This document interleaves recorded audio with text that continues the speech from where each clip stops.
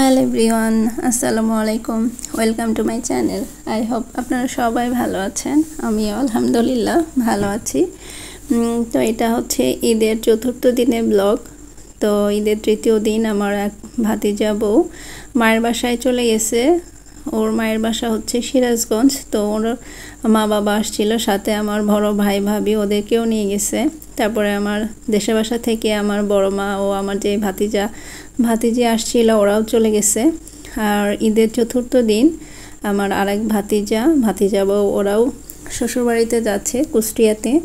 তো আসলে ঈদ আসি করে যেমন হুট করে চলে আসে, আবার সেরকমই কিন্তু হই হুল্লোড় আনন্দে চলেও যায়। তো মেহমান যখন আসে তখন যেমন ভালো লাগা কাজ করে, মেহমানরা যখন চলে যায় তখন কিন্তু অনেক খারাপ লাগে। সব সময় আপনজনদের বিদায় অনেক কষ্টের। তো হুট করে বাড়িটা একদম ফাঁকা ফাঁকা হয়ে গেল, তো খুব খারাপ লাগছে।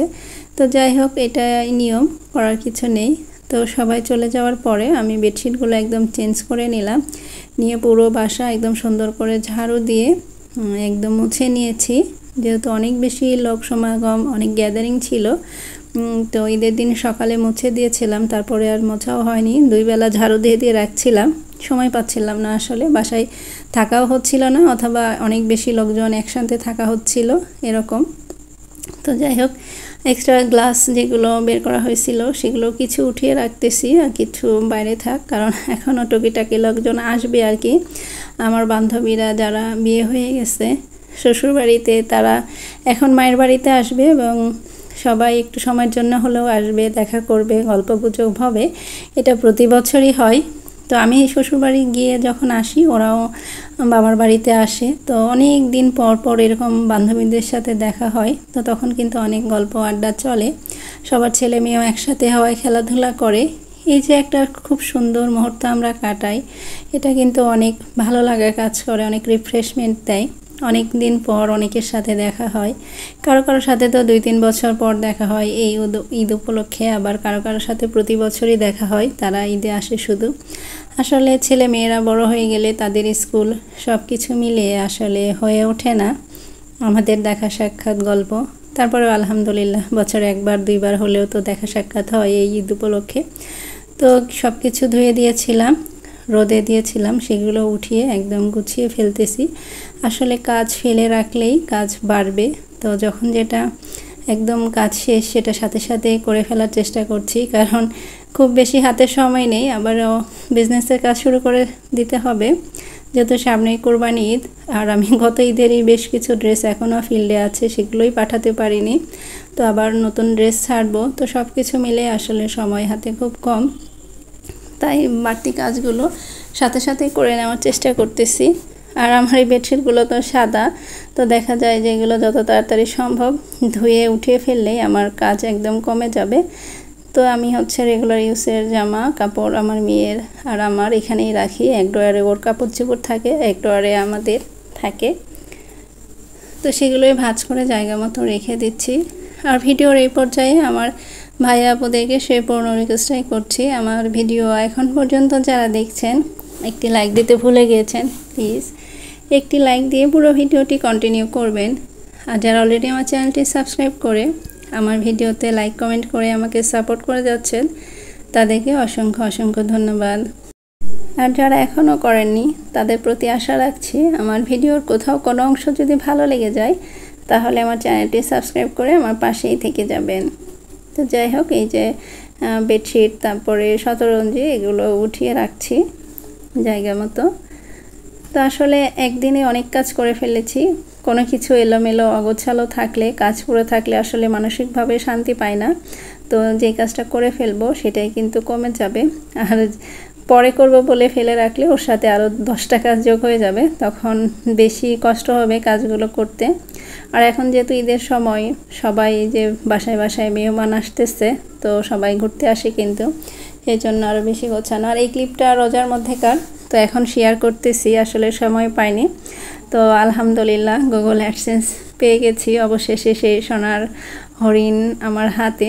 তো আসলে আসছে অনেক আগেই, আমাকে ফোন দিয়েছিল, কিন্তু আমি আসলে ফোন রিসিভ করতে পারিনি। আসলে বিজনেসের কাজ নিয়ে রোজা সব কিছু মিলে খুব ব্যস্ত ছিলাম, কোনো দিকেই ওইরকম খেয়াল ছিল না। তো একদম অফিস বন্ধ হওয়ার আগের দিন আপনাদের ভাইয়া গিয়ে খোঁজ নেয়। তো তখন বলে যে এটা তো ঈদ জন্য যায়নি, তাছাড়া ব্যাগ চলে যেত, আমি তো ওনাকে ফোন দিয়ে পাইনি। তো যাই হোক, এটা তো আসলে পরপর 3বার পাওয়া যায়। তো যা আলহামদুলিল্লাহ অবশেষে পেলাম আর কি। তো আমি অনেক কিছু বলতেছিল, সেটা আসলে ভয়েস রাখলে ভালো হতো, কিন্তু আমি কেটে দিয়েছি। তো যাই হোক, আসলে অ্যাডসেন্স লেটার পেলেও এটা যে খুবই ফলপ্রসূ তা কিন্তু না। আমরা মনে করি আহামরি অনেক কিছু, ভিউয়ের যে অবস্থা এটা আসলে কবে যে কাজে লাগবে তার কোনো ঠিক নেই। তো যাই হোক, তারপরেও ভালো লাগে কাজ করছে, যে একটা কাজ করে সেই কাজের এতটুকু হলেও সফলতা পাচ্ছি। পেমেন্ট আসলে বড় বিষয় না, কাজ করতেছি, আমার চ্যানেলটা ঠিক আছে এবং চ্যানেলের যে ক্রাইটেরিয়াগুলো সেগুলো ফিল আপ করতে পেরেছি, এই জন্যই ভালো লাগছে। তো সবাই দোয়া করবেন। আচ্ছা, ইচ্ছা আছে যে একটু একটু করে হলেও চ্যানেলটা বড় করব। তো আসলে মিষ্টি খেতে খেতে তো সবার মুখের অবস্থা খারাপ। তো আমার এক ভাইয়ের ফ্রেন্ড এসেছে 2টা বাচ্চা নিয়ে। তো বললাম যে কি খাবেন, তো বলতেছে অবশ্যই মিষ্টি কিছু না, ঝাল কিছু। তো ভাবলাম বাচ্চারা তো পাস্তা পছন্দ করে, আমার মেয়েও পছন্দ করে, তাই কাজের ফাঁকে ঝটপট করে পাস্তা একটু রান্না করে নিলাম।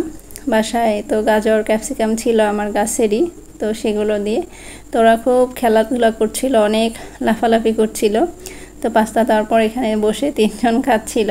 তো ওরা চলে যাওয়ার পরে আমি দুপুরে রান্নার আয়োজনে আসি। তো ভাবলাম দাওয়াত এবং মাংস খেতে খেতে মুখের অবস্থা তো খারাপ, একদম সাদামাটা কিছু রান্না করি, ভর্তা, ডাল এরকম।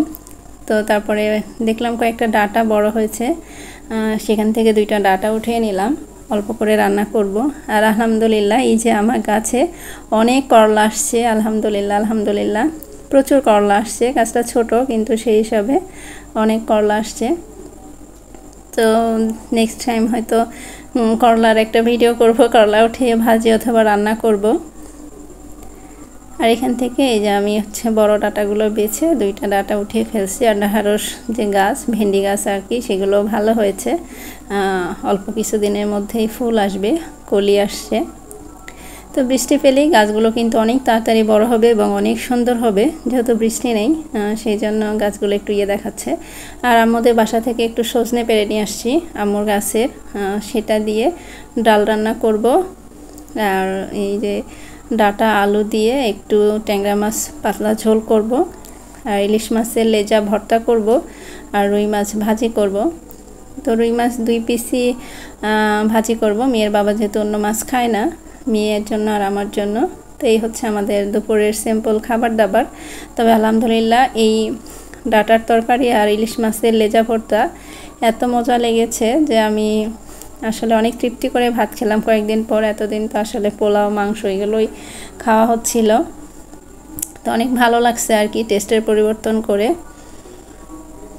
তো একে একে আমি টেবিলে খাবারগুলো সব সাজিয়ে নিচ্ছি, তারপরে সবাই মিলে একসাথে খাবো।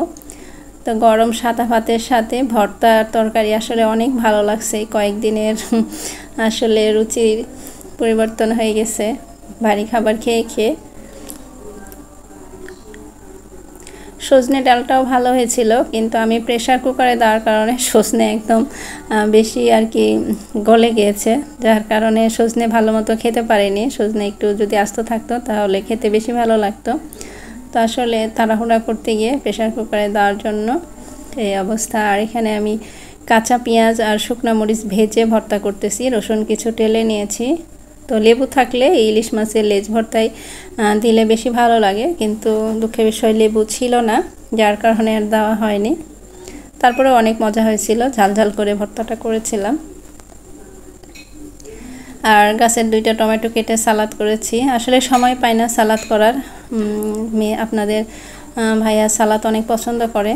তো যেহেতু গাছের টমেটো প্রতিদিনই এখন কিন্তু টমেটো পাকে 4-5টা করে উঠানো হয়, তো না খেলে তো আবার নষ্ট হয়ে যাবে, আবার ফ্রিজে রাখলে হয়, কিন্তু গাছের টমেটো টাটকা টাটকা খাওয়াই ভালো। তো এই আমাদের সিম্পল দুপুরের খাবার দাবার।